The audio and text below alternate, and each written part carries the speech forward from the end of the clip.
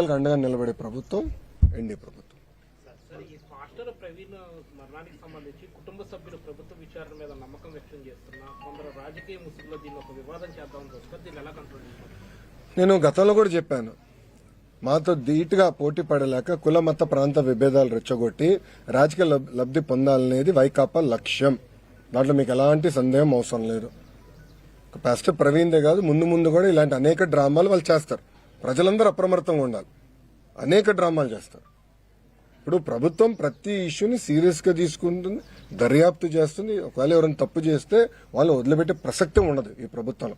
ఎవరైనా ఉన్నాయి, టీడీపీ వాళ్ళు అవ్వచ్చు, వైకాపా వాళ్ళు అవ్వచ్చు, జనసేన వాళ్ళు అవ్వచ్చు, బీజేపీ వాళ్ళు అవ్వచ్చు, ఎవరైనా అవ్వచ్చు. ఎవరిని వదిలిపెట్టదు, తప్పు చేస్తున్న మటుకు ఎవరిని వదిలిపెట్టదు ఈ ప్రభుత్వం. అది చాలా క్లారిటీగా లా అండ్ ఆర్డర్ విషయంలో గౌరవ ముఖ్యమంత్రి గారు చాలా క్లియర్ గా ఉంది. అవునండి, ఎందుకు పని చేయకూడదండి? ఎందుకు పని చేయదండి? రెడ్ బుక్ లో ఏముంది? ఎవరైతే చట్టాన్ని ఉల్లంఘించి ప్రజల్ని కార్యకర్తలను ఇబ్బంది పెట్టారో వాళ్ళు వదిలిపెట్టనన్నాను అంటే వాళ్ళు చట్టాలు ఉల్లంఘించినట్టే కదా. చట్టాలు ఉల్లంఘించిన వాళ్ళపైన యాక్షన్ తీసుకున్నాం, అదే రెడ్ బుక్.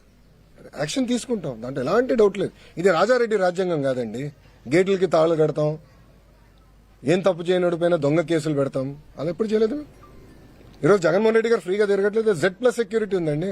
అరే పవన్ అన్న కన్నా ఎక్కువ సెక్యూరిటీ ఉంది ఆయనకి, భలే ఉన్నారు. పవన్ అన్న కన్నా ఎక్కువ సెక్యూరిటీ ఆయనకుంది. పవన్ అన్న classification Z category, Jaganmohan Reddy గారికి Z+. ప్రభుత్వమే బుల్లెట్ ప్రూఫ్ వాహనం ఇచ్చి, ఆయన ఆంధ్ర రాష్ట్రంలో ఎక్కడ తిరిగినా ప్రభుత్వమే బుల్లెట్ ప్రూఫ్ వాహనం ఇచ్చి వెళ్ళిస్తుంది.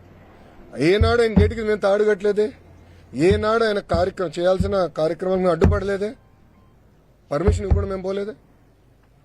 ప్రభుత్వం చాలా క్లియర్.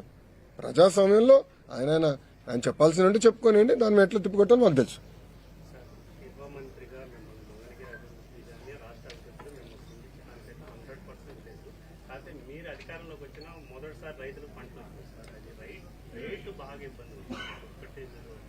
అన్న ఇప్పుడు మీరు చూస్తే వరి తీసుకుంటే, వరి విషయంకి వస్తే ఒక్క నిమిషం పూర్తి చేయను. వరి విషయం తీసుకుంటే గత ప్రభుత్వం పెట్టిన బకాయిలన్నీ చెల్లించాము. మన ప్రభుత్వం కొనుగోలు చేసినంత డబ్బులు ఇచ్చేస్తాం జరిగింది.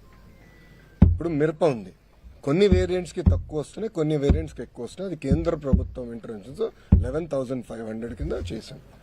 పసుపు నేను మానిటర్ చేస్తున్నాను, నేను పర్సనల్ గా పసుపుని నేను మానిటర్ చేస్తున్నాను. ఈ 2-3 రోజులు ఆర్టికల్స్ కూడా నేను చూశాను. అది నేను మొత్తం మానిటర్ చేస్తున్నామా. దానికి ఒక కమిటీ వేశారు, అంటే మనోహర్ గారు, అచ్చెన్నాయుడు అన్న, వీళ్ళందరూ కూర్చుని వాళ్ళు కోఆర్డినేట్ చేస్తున్నారు. ఇది ప్రతి కేబినెట్ మీటింగ్ లో కూడా మేము డిస్కస్ చేస్తున్నాం. రైతులు నష్టపోకుండా చూసుకునే బాధ్యత ఎన్డీఏ ప్రభుత్వం తీసుకుంటాం.